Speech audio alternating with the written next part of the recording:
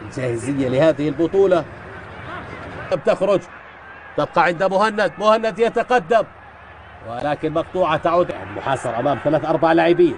تعود الكرة عراقية. هنا لاعب في نادي القوة الجوية والمنتخب العراقي. يعني كبير عند اللاعب والمدرب راضي شنيشن، والحكم يشير إلى خطأ لمصلحة المنتخب العراقي. ربع ساعة أولى تمضي من أحداث الشوط الأول. هنا الإعادة. أيضا مدربة لنادي الوحدات الذي فاز مع مدرب المنتخب الأولمبي. خطير عند المنتخب العراقي. هنا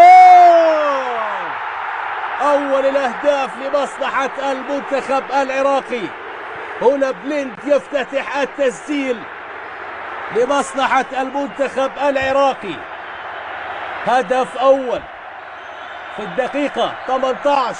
شوف فرحة الجمهور الموجود والحاضر.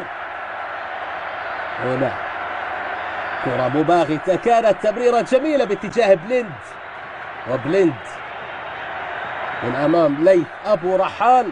راوغ ليث وسدد الكرة على يسار الحارس أحمد الجعيدي.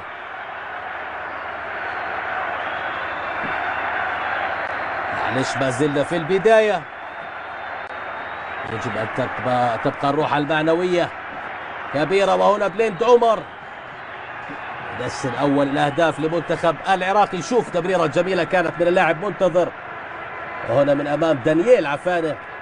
شاهد الإعادة. تقدم من منتظر من أمام 3 لاعبين استطاع، ولكن مقطوعة من أمام عامر. تعود إلى بليند، يلعبها في الأمام إلى أمين اتجاه عامر جاموس، ولكن مقطوعة. متابعة والمتابعة ولكن مقطوعة. يا سلام على تسديدة مهند، أجمل وأحلى من هدف يا باتجاه سيف درويش، ولكن مقطوعة من أمام سيف.